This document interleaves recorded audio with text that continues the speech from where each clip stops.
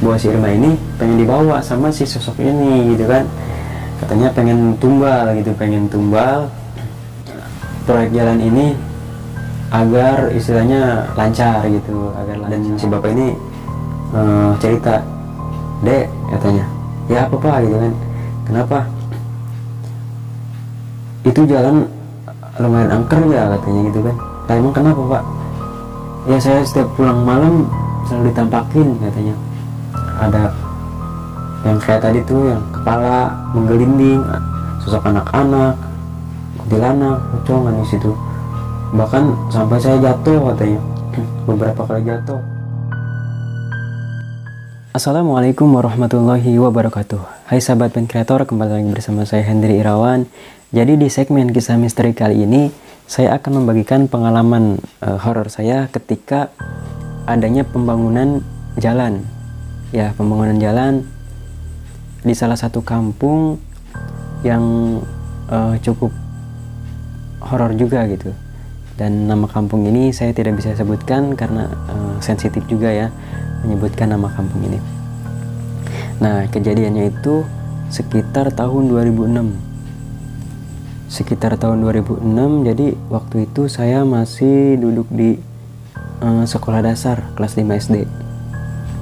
Tapi meskipun kejadian ini lumayan lama, tapi saya ingat betul bagaimana beberapa kejadian horor yang saya alami gitu, yang saya saksikan.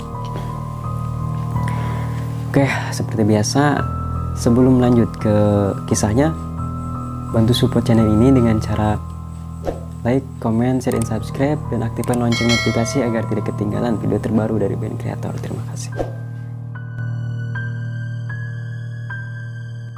Jadi waktu itu sekitar tahun 2006, waktu saya masih duduk di sekolah dasar kelas 5, saya ingat kejadian itu pas ada pembangunan jalan baru. Di jalan ini awalnya tuh jalannya, ya namanya perkampungan itu jalannya kan jelek ya, dan jalannya itu tadinya berbelok gitu, dan sekarang tuh diluruskan dan belokannya tuh istilahnya jauh lah gitu.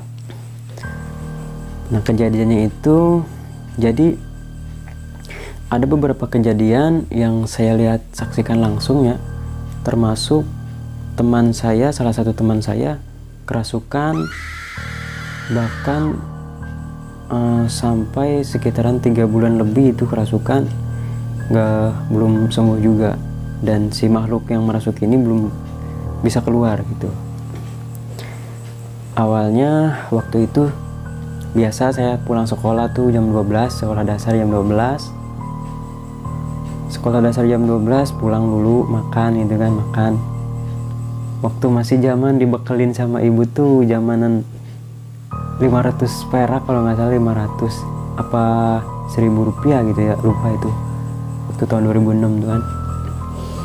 Nah, habis itu kan pulang sekolah nih, pulang makan dulu, habis itu lanjut lagi saya sekolah lagi tuh, sekolah di madrasah untuk menuntut ilmu kan, menimba ilmu agama gitu kan. Nah, selang beberapa, biasalah kita berjalan tuh, jadi dari rumah saya itu ke madrasah itu lumayan jauh, dan saya sama teman-teman itu jalan kaki ke madrasah. Nah, sesampainya di madrasah itu katanya ada kabar bahwa akan ada pembangunan jalan gitu kan, akan ada pembangunan jalan. Dan kita pun namanya anak kecil kan jadi penasaran gitu, penasaran. Singkat cerita, datanglah alat-alat berat semacam eskavator, semacam unit itu eskavator kan, terus ada bulldozer, ada apa sih kalau di saya nyebutnya gelinding gitu kan, gelinding lah yang buat ngeratain tanah tuh. Nah, datanglah alat-alat berat tersebut. Jadi dimulai apa namanya, pembersihan dulu. Pertama pembersihan lahan, dibersihkan dulu. Awalnya kan lahan yang dibangun jalan sekarang tuh lumayan apa namanya ya, lumayan rimbun juga, banyak pepohonan. Udah ditebangin tuh pohon-pohonnya, tebangin, dibersihkan dulu lah. Habis itu barulah dimulai penggalian tanah untuk si jalan ini gitu. Awalnya sih berjalan lancar, nggak ada halangan. Tapi beberapa hari kemudian itu kan waktu saya pulang sekolah dasar kan, berangkat lagi tuh jam 1-an lah, jam 1 tuh berangkat lagi menuju ke madrasah untuk menuntut ilmu kan. Dan pulang dari madrasah itu sekitaran habis asar, sekitar jam 4 lah, sekitar jam 4. Nah sekitar jam 4 kita pulang, dan ketika si alat berat itu, eskavator itu bekerja gitu kan, itu jadi tontonan, rame kan, jadi tontonan warga sekitar gitu kan. Yang melihat pun cukup banyak waktu itu, saya masih ingat tuh, cukup banyak. Nah seperti biasa sehari 2 hari kita sama tuh pulang sekolah madrasah tuh nonton alat berat itu kan lagi beroperasi gitu. Nah jadi ada satu kejadian di mana si alat berat ini itu kehilangan kendali ya. Jadi kan si posisi pengeruk tanahnya tuh di depan tadinya kan, di depan mengeruk tanah, dan kebetulan ada bapak-bapak yang lewat di belakang eskavator ini, melewati eskavator kan. Nah nggak tahu kenapa tuh si eskavator itu yang pengeruknya tadinya di depan itu tiba-tiba langsung berbalik arah gitu. Dan saya lihat di situ si pengemudi eskavator itu pun kayak kehilangan kendali gitu kan, digerak-gerakin gini kayak gini tuh nggak bergerak tuh kan, nggak istilahnya nggak apa namanya, nggak efek lah gitu kan. Nah, di situ mulai aneh kan, pas si penggali tanahnya itu bergerak muter arah gitu kan. Nah bapak-bapak di belakang eskavator ini lewat kan, itu sekitaran berapa meter ya, 1 meteran lah itu kalau nggak salah. Pas si pengeruk itu muter tuh hampir mengenai si bapak-bapak ini.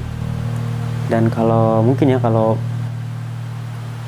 waktu itu ada sesuatu lagi, mungkin si bapak-bapak ini udah istilahnya udah meninggal gitu kan, udah meninggal karena terkena si pengeruk tanah eskavator itu. Nah kan otomatis yang nonton tuh kan banyak ya, yang melihat secara langsung tuh kan banyak saksinya. Itu pada teriak gitu, awas, pada menjerit lah, awas gitu kan. Nah di situ mulai rame kan. Setelah itu si pengemudi ini berhentilah untuk mengoperasikan eskavator ini. Ya berhenti, dan akhirnya pengerjaan proyek itu ditunda selang beberapa hari itu, ditunda karena mungkin ada kendala di situ. Dan akhirnya lanjut lagi nih beberapa hari kemudian, lanjut lagi seperti biasa gitu kan. Habis itu ketika si eskavator ini berhenti nih, ceritanya kan kita pulang dari madrasah kan, berhenti nih, istilahnya nggak beroperasi lagi. Dan kita nongkrong di eskavator itu, ada teman-teman yang dia naik ke eskavator itu kan, biasa bercanda di situ. Kalau saya enggak, kalau saya ngeliatin aja gitu, ada rasa-rasa takut gitu kan. Nah di situ kan berlanjutlah keesokan harinya. Nah keesokan harinya ini, jadi si teman saya ini merasa kayak diikutin itu, sebut saja namanya Irma, sebut saja namanya Irma kan, teman saya ini perempuan gitu kan. Nah si Irma ini berasa diikuti nih, tapi ya namanya anak kecil kan, biasanya masih bocah lah istilahnya, ya biasa aja gitu kan. Meskipun takut, biasa aja kita seperti biasa aktivitas sekolah madrasah. Nah di sini Selang beberapa hari proyek pengerjaan jalan ini, si teman saya Irma ini dia kerasukan. Mulanya di situ, awal mula kejadian kerasukan itu kan. Dan dia kerasukan, habis itu kan biasa orang setempat gitu kan, tokoh setempat lah, untuk mengobati si Irma ini. Diobatilah, istilahnya diusir lah gitu kan. Ternyata pas diusir itu cuman beberapa jam doang, kemudian si Irma ini kemasukan lagi, dan katanya maksudnya, dan saya juga kan menyaksikan di situ kan, dan sosok yang merasuki si Irma ini, dia minta bahwa si Irma ini dibawa, dalam artian harus ikut ke alamnya gitu kan, istilahnya gimana ya. Ternyata proyek ini tuh meminta tumbal manusia, dan di situ teman saya lah yang hampir menjadi tumbalnya gitu. Otomatis kan orang tuanya tuh nggak diem ya, jadi pergilah ke beberapa orang pintar, diobati, sembuh, tapi kambuh lagi gitu kan, kerasukan lagi. Terus sekitaran ada 3 bulan lebih lah, bulanan kalau nggak salah itu. Nah di situ si orang tuanya si Irma ini kan istilahnya gimana ya, udah kesini berobat kesini masih saja kayak gitu kan, berobat kesini masih kayak gitu. Dan akhirnya ada bapak-bapak gitu ya, yang istilahnya bisa dalam artian bisa dalam hal goib gitu. Dan diajak ngobrol si sosok yang merasuki si Irma ini. Dan yang saya katakan tadi tuh, yang pertama katakan tadi, bahwa si Irma ini pengen dibawa sama si sosok ini gitu kan, katanya pengen tumbal karena proyek jalan ini agar istilahnya lancar gitu, otomatis kan orang tuanya tuh nggak tinggal diam kan. Dan si bapak-bapak yang ngobatin ini yang terakhir itu akhirnya dia negosiasi, istilahnya minta digantikan apa, asal jangan nyawa si Irma ini. Dan akhirnya saya lupa di situ ya, digantikan lah pakai apa gitu, lupa saya. Dan alhamdulillah tuh sembuh sampai sekarang, alhamdulillah sudah sembuh. Dan di situ ternyata pas berangkat ke sekolah madrasah itu, si Irma ini kencing di area proyek jalan ini gitu, dan si makhluk ini langsung merasuki si Irma itu. Nah jadi ada juga bapak-bapak atau ibu-ibu, saya lupa itu, di orang sekitar tempat jalan itu, yang kalau bahasa Sundanya tuh nyangcang domba gitu. Nyangcang domba itu ngikat domba lah di lada, di tegalan gitu kan. Nanti saya kasih gambarannya gitu kan. Setelah si warga nyangcang domba itu, setelah pulangnya itu dia langsung meninggal. Pas dicari tahu ternyata itu minta tumbal, dan itu sebagai salah satu tumbal proyek itu. Nah di situ mulai istilahnya mulai genting lah, mulai mencekam. Bahkan saya pun sampai berhenti sekolah dasar, sekolah madrasah itu, sampai berhenti saya. Pas berhenti karena takut kejadian menimpa kepada saya gitu. Pas di situ mau naik ke kelas 2, kalau nggak salah kelas 2, saya berhenti. Dan setelah jalan ini jadi, biasa diresmikan, syukuran itu kayak manggil apa gitu, lupa, hiburan apa gitu, lupa saya. Pas syukuran ini beres nih, tapi setelah jadi si jalan ini tuh jadi angker. Angkernya kenapa? Jadi setiap orang yang lewat jalan ini, jalan baru itu, dia ditampakin beberapa sosok. Sosok yang pertama itu ada sosok anak-anak katanya, yang menurut yang melihat gitu. Pas dia bawa motor, dia melihat sosok anak-anak berlarian di depan, tiba-tiba menghilang, dan akhirnya si pengendara motor itu kaget dan jatuh gitu. Terus ada juga sosok kepala doang gitu, menggelinding kayak bola, bisa merinding. Kepala tuh menggelinding di depan dia gitu kan, di depan motor, dan akhirnya jatuh juga. Terus ada sosok pocong lah, kunti gitu kan. Banyak beberapa sosok lagi gitu kan yang menampaki dirinya di jalan baru itu. Makanya di saat itu jalan itu lumayan angker. Meskipun angker kan istilahnya jalan itu jalan satu-satunya, jalan utama kan, jalan utama untuk menghubungkan dari kampung ini ke kampung ke perkotaan gitu kan. Singkat cerita, sudahlah beberapa tahun nih, beres beberapa tahun, nggak lama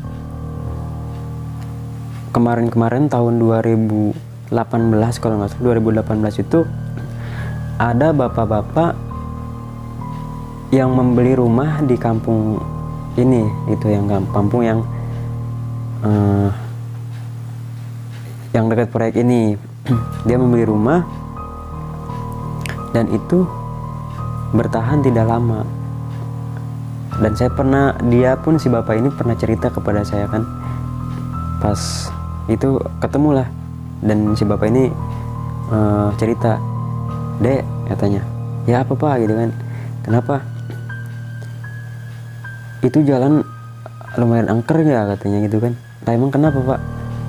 "Ya saya setiap pulang malam selalu ditampakin," katanya, "ada yang kayak tadi tuh, yang kepala menggelinding, sosok anak-anak, kuntilanak, pocong di situ. Bahkan sampai saya jatuh," katanya, "beberapa kali jatuh." "Oh gitu ya pak, tapi kalau saya sih belum pernah pak," kata saya kan gitu, "belum pernah sih, orang sini mah gitu kan. Apa mungkin bapak ini baru di sini, mungkin pendatang," katanya. "Ya bisa jadi," kata saya kan. Dan di situ kata si bapak ini, "Coba kalau ada yang nggak percaya," katanya, "coba lihat besok tuh kalau mau kerja," katanya. "Itu bekas saya jatuh di situ, dan pas saya berangkat kerja tuh saya lihat dulu di jalan ini. Ternyata bener ada bekas pecahan kaca, serpihan kaca, bekas jatuh gitu kan." Nah di situ cerita lagi keesokan harinya, katanya, "Dek, saya dinampakin lagi gitu kan, sosok kayak gitu. Waduh gimana pak? Saya nggak betah," katanya, "di sini." Dan akhirnya si bapak ini sekeluarga tuh pindah. Nggak lama, cuma berapa bulan atau setahun gitu ya, tinggal di situ tuh. Nah di situ pindahlah si bapak ini,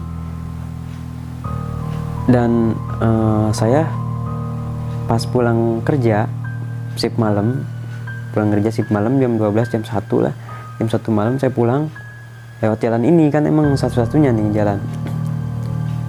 Saya itu enggak shift 1 kalau nggak salah, tapi lembur nyampe jam 7-an. Jam 7 pas itu saya lewat lah jalan sini. Tiba-tiba itu ada kucing hitam.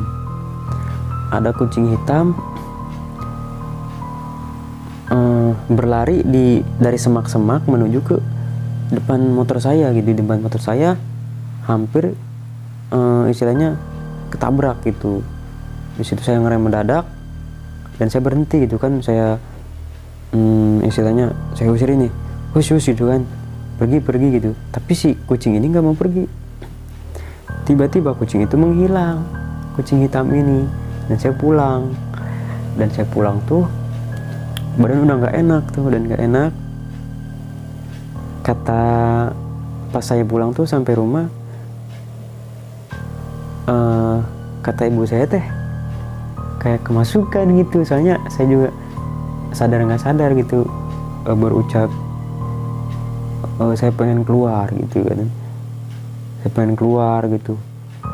Dan ibu saya pun sama saudara pergi ke salah satu guru saya gitu, pergi ke ustadz lah, minta air gitu, istilahnya untuk menetralisir lah, untuk mengobati saya waktu itu. Dan alhamdulillah beres gitu. Dan kejadian ini emang benar-benar saya alami dan banyak juga saksinya gitu. Setelah kejadian itu, pokoknya si jalan ini tuh nggak terlalu, istilahnya nggak terlalu angker lah, jarang gitu nampakin beberapa sosok itu. Tapi kalau ada orang baru lewat ke situ, kalau pulang malam itu pasti ada aja yang nampakin gitu di situ. Sampai sekarang pun masih gitu, tapi alhamdulillah untuk warga sekitar tuh alhamdulillah nggak ditampakin lah gitu. Mungkin ada beberapa gitu yang ditampakin. Ya itu mungkin pengalaman horor saya ketika ada proyek jalan baru, dan salah satu teman saya ini hampir saja jadi korban tumbal proyek ini gitu. Mungkin itu saja cerita horor kali ini di kisah misteri kali ini. Jadi nantikan segmen-segmen kisah misteri selanjutnya sama narasumber lagi. Mungkin ada teman-teman yang mau bercerita di sini, bolehlah silahkan DM Instagram saya di situ, Instagram kami, ataupun komen di bawah. Atau istilahnya nggak mau, kejauhan, tempatnya jauh, mau cerita juga, boleh tulis ceritanya di kolom komentar atau DM Instagram saya, dan insya Allah nanti kita akan bawakan ceritanya gitu. Oke, mungkin itu saja ya cerita video hari ini. Seperti biasa, jangan lupa bantu support channel kami, dukung terus konten-konten band kreator agar terus berkembang gitu, dengan cara like, comment, share, and subscribe, dan aktifkan lonceng notifikasi agar tidak ketinggalan video terbaru dari kami. Terima kasih. Oke, kisah misteri bye band kreator. Assalamualaikum warahmatullahi wabarakatuh.